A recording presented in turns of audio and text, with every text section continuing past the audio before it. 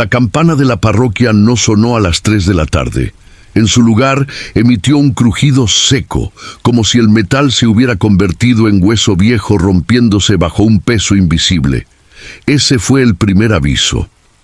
Yo estaba arrodillado en el último banco, buscando un consuelo que la madera fría no podía darme, cuando el olor a incienso fue reemplazado súbitamente por el aroma metálico de la sangre fresca y el hedor dulce de la carne que empieza a rendirse a la tierra. Levanté la vista y las imágenes de los santos no estaban donde debían. No es que hubieran desaparecido, es que habían girado. Sus rostros de madera policromada, antes compasivos, ahora miraban hacia las sombras de las esquinas con una expresión de pánico absoluto.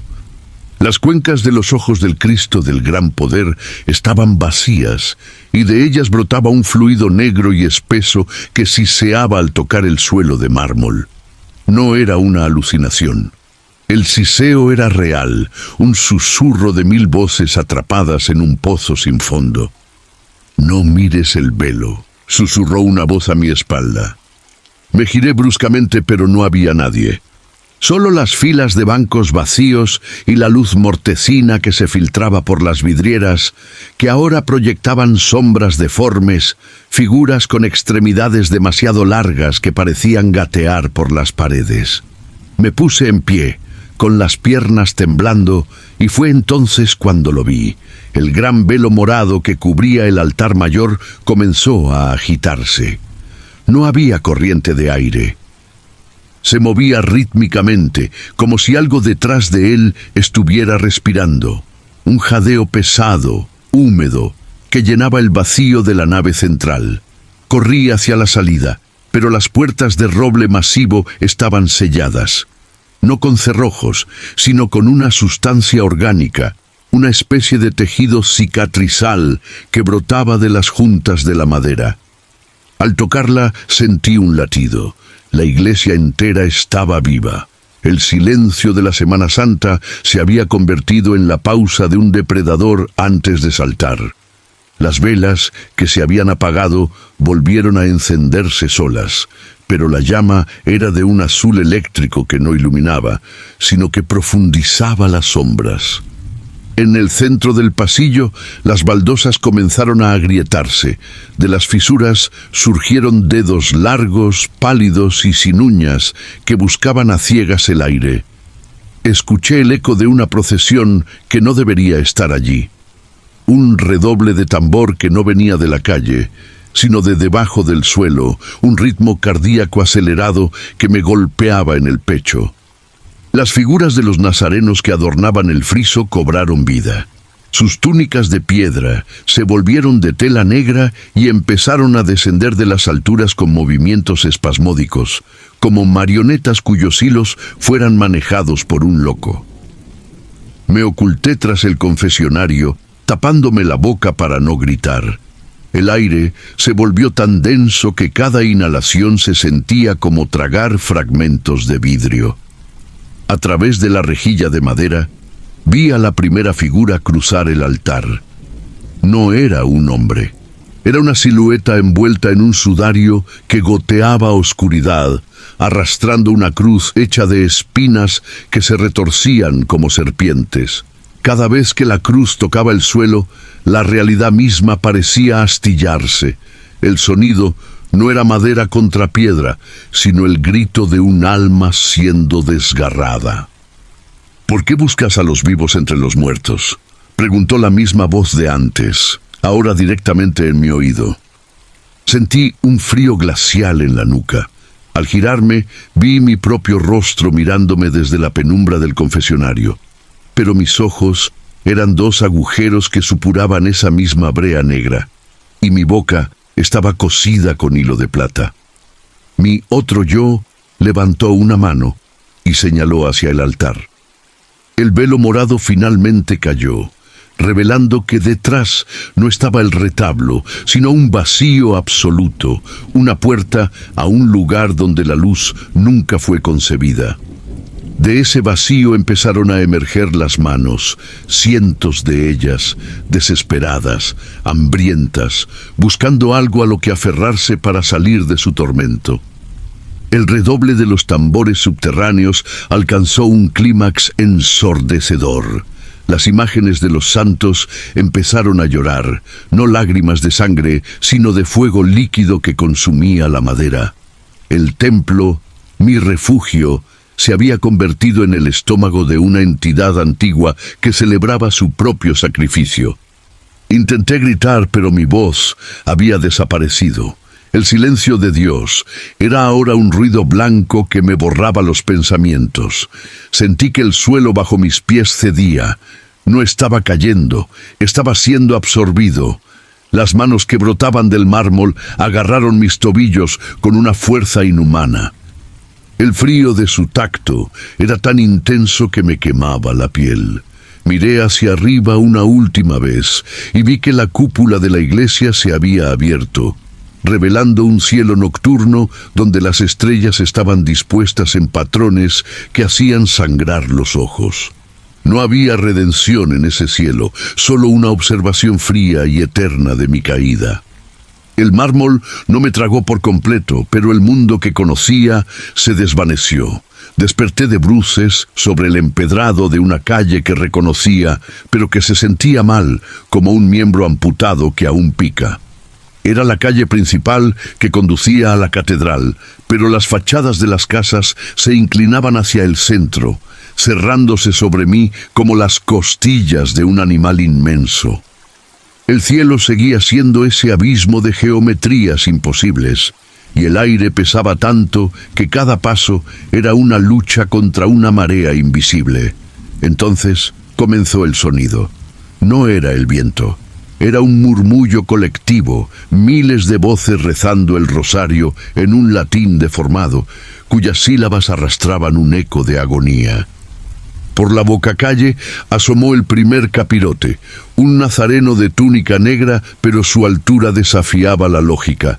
Medía casi 3 metros y sus pies no tocaban el suelo, sino que flotaban a escasos centímetros, dejando un rastro de escarcha oscura a su paso. Tras él, una fila interminable de figuras idénticas, todas con los rostros cubiertos por esa tela rígida que parecía no ocultar cabezas humanas, sino algo puntiagudo y vibrante. Me pegué a una pared, sintiendo cómo el ladrillo latía contra mi espalda. Quise cerrar los ojos, pero mis párpados se negaban a obedecer, como si una voluntad externa me obligara a ser testigo de la profanación. Al pasar frente a mí, uno de los nazarenos se detuvo. No tenía ojos, pero sentí su mirada taladrando mi cráneo, hurgando en mis recuerdos como un dedo sucio en una herida abierta. «Tú trajiste la culpa», siseó la figura.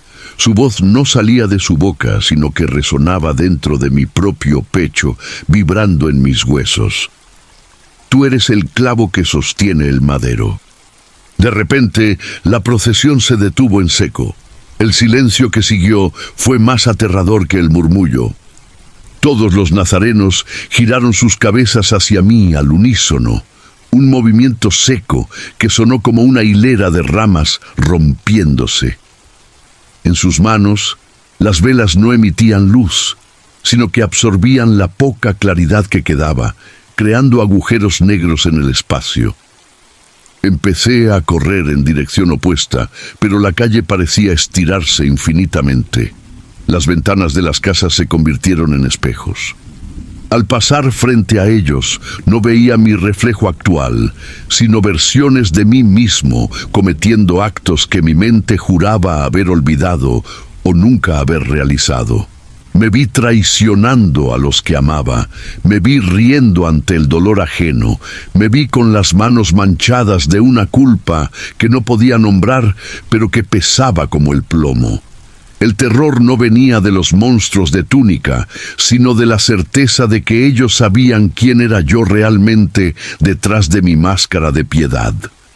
«No es real», grité, y mi voz sonó como el cristal rompiéndose. «Esto es un sueño, una prueba». Pero el dolor en mis tobillos, donde las manos del templo me habían aferrado, era una agonía punzante que desmentía cualquier esperanza de irrealidad. Me tropecé y caí frente a un gran portalón. Al levantar la vista, vi el paso que cargaba la procesión. No era una virgen ni un Cristo de madera, era un enorme bloque de carne palpitante, una masa de rostros humanos fundidos entre sí, cuyas bocas se abrían y cerraban en un grito silencioso y eterno. Reconocí algunos de esos rostros, vecinos que habían muerto hace años, parientes olvidados, y mi propia madre con los ojos cosidos con el mismo hilo de plata que mi doble en la iglesia. La estructura que sostenía esa masa estaba hecha de fémures y costillas humanas, unidos por tendones que aún goteaban savia roja. Los costaleros que llevaban el peso no tenían piel. Sus músculos expuestos brillaban bajo la luz azulada, moviéndose con una sincronía mecánica y espantosa. Cada vez que daban un paso, la tierra temblaba y un olor a descomposición y santidad me revolvía el estómago. «Es el peso de lo que no confesaste», susurró el aire a mi alrededor. Empecé a sentir que mi propia piel se volvía transparente. Podía ver mis venas negras y palpitantes y mis huesos que empezaban a brillar con una luz mortecina. Mi mente se fragmentaba. ¿Era yo el que corría o era yo uno de esos rostros atrapados en el trono de carne? La distinción entre mi identidad y el horror que me rodeaba comenzaba a disolverse. Sentía los pensamientos de los nazarenos, su hambre de justicia fría, su desprecio por mi carne mortal. Llegué a una plaza circular donde todas las calles convergían. En el centro, una hoguera de libros sagrados ardía sin emitir calor. Las páginas volaban como pájaros quemados y en cada una de ellas las letras se transformaban en insectos que trepaban por mis piernas. Me sacudí con desesperación, pero los insectos palabra se enterraban bajo mi piel, deletreando mis pecados en mis propios músculos. El dolor era psicológico y físico a la vez, una erosión sistemática de mi cordura. Vi entonces a una figura solitaria esperándome junto al fuego. Llevaba un vestido de luto antiguo y un velo que ocultaba su rostro. Al acercarme, impulsado por una fuerza que no podía resistir, ella levantó el velo. No había rostro, solo un espejo circular que reflejaba el cielo de pesadilla. «Mírate», dijo ella, con una voz que era el eco de todas las oraciones que alguna vez pronuncié sin fe. «Mírate y dime si el sacrificio fue por ti, o si tú eres el sacrificio». Al mirar el espejo no vi a un hombre, vi una sombra vacía, un hueco en la realidad con forma humana. Entendí que la Semana Santa no estaba ocurriendo en el mundo, sino que el mundo se había convertido en una representación eterna de mi propia caída. Los nazarenos empezaron a rodearme, cerrando el círculo, levantando sus manos largas y pálidas hacia el cielo, mientras el trono de carne se detenía justo ante mí. Y los rostros que lo formaban empezaron a llamarme por mi nombre, una y otra vez, con una devoción que era puro veneno. El círculo de nazarenos se cerró sobre mí como una soga, apretando una garganta. Sus túnicas no eran de tela, sino de una sustancia que devoraba la luz, flecos de negrura que ondeaban sin viento. Ya no intenté huir. Mis piernas se sentían como si estuvieran hechas de ceniza compactada. El trono de carne, esa masa palpitante de rostros familiares y perdidos, se inclinó hacia mí. El hedor era ahora insoportable, una mezcla de flores podridas, cera quemada y el sudor frío de quien sabe que está a punto de dejar de existir. «Sube», dijeron las 1000 bocas del trono al unísono. No fue una invitación, sino una orden física que tiró de mis tendones como si fuera una marioneta. Mis manos se hundieron en la carne tibia y húmeda del paso. Al tocarla, una descarga de recuerdos ajenos me inundó el cerebro. Sentí el terror de un hombre muriendo solo en una cama de hospital, la envidia de una mujer que odió a su hermana hasta el último suspiro, el vacío de un niño abandonado en un orfanato de piedra. No eran solo mis culpas, era el peso muerto de toda la humanidad que se negaba a ascender, una gravedad espiritual que me arrastraba hacia el centro de esa masa. Mis dedos empezaron a fusionarse con la superficie. La piel de mis nudillos se deshizo, integrándose en la mejilla de un anciano que lloraba sangre negra. El dolor no era agudo, era crónico, una vibración constante que borraba la frontera entre mi cuerpo y la estructura. Miré hacia arriba y vi que los nazarenos habían comenzado a flagelarse, pero no con látigos, sino con sus propias sombras. Cada golpe que se daba resonaba en mi propia espalda, abriendo surcos de luz blanca en mi torso de ceniza. ¿Dónde está el Dios que invocaste?, preguntó la mujer del espejo, que ahora flotaba sobre la hoguera de libros. Su reflejo ya no mostraba el cielo, sino un vacío absoluto, un desierto de nada donde el tiempo se había detenido. Intenté rezar, busqué en los rincones de mi memoria las palabras del Padre Nuestro, pero las letras que los insectos habían tatuado bajo mi piel empezaron a morder. Las palabras sagradas se retorcían en mi garganta, convirtiéndose en ceniza antes de salir. El lenguaje me había abandonado. El concepto mismo de esperanza se sentía como un color que nunca había visto, una idea abstracta que mi mente ya no podía procesar. La procesión comenzó a moverse de nuevo, pero esta vez yo era parte de la carga. Sentía el hombro de los costaleros sin piel bajo mis pies, el crujir de sus huesos mientras soportaban mi peso y el de los otros condenados. Cruzamos un puente que se extendía sobre un río de mercurio, donde las almas de los suicidas intentaban escalar las pilastras solo para resbalar y caer en un silencio eterno. La catedral nos esperaba al otro lado, pero no era la de piedra que yo conocía. Era una catedral hecha de suspiros y arrepentimientos. Sus torres eran dedos humanos apuntando a un cielo que no escuchaba. Al entrar, el aire se volvió tan frío que mis pulmones se cristalizaron. El altar mayor había desaparecido. En su lugar había un gran agujero en la realidad, una herida abierta que supuraba la misma sustancia negra que los ojos del Cristo. Los nazarenos nos depositaron frente al abismo. Uno a uno, los rostros del trono de carne empezaron a desprenderse y a caer en la oscuridad. No gritaban, simplemente aceptaban el vacío como el único final posible. Cuando llegó mi turno, mi otro yo, aquel con los ojos de brea y la boca cosida, apareció frente a mí. Llevaba una aguja de plata y un hilo hecho de mis propios cabellos. «Para que no mientas más», dijo, y sentí el primer pinchazo en mi labio superior. El dolor fue tan real, tan físico, que me devolvió por un segundo la lucidez. Vi la iglesia vacía, vi el banco donde me había arrodillado, vi la luz del sol de la tarde filtrándose por las ventanas. Pero era como mirar a través de un cristal sucio desde el fondo de un pozo.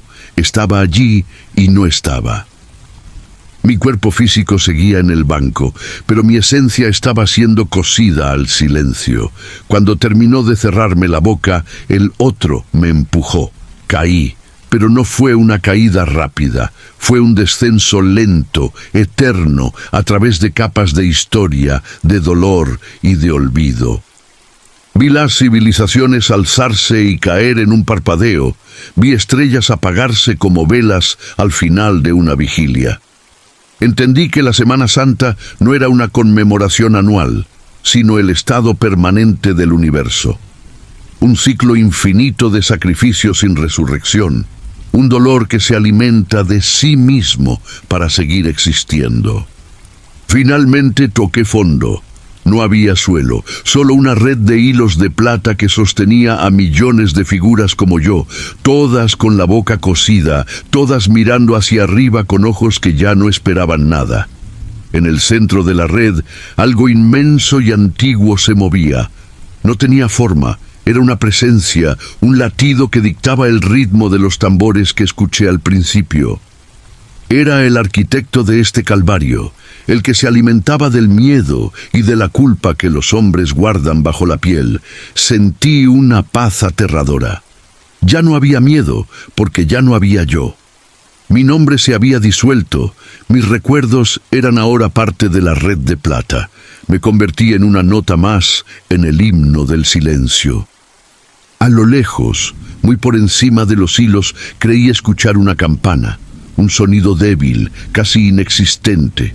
Quizás era el mundo real, quizás era otra persona entrando en la iglesia buscando consuelo. Quise gritarle que corriera, que no mirara el velo morado, que el sacrificio ya había sido aceptado y que no quedaba espacio para nadie más. Pero mis labios estaban sellados. Y en la oscuridad de la Semana Santa eterna, el único redoble que quedaba era el de mi propio corazón, que latía cada vez más lento hasta que se sincronizó perfectamente con el vacío.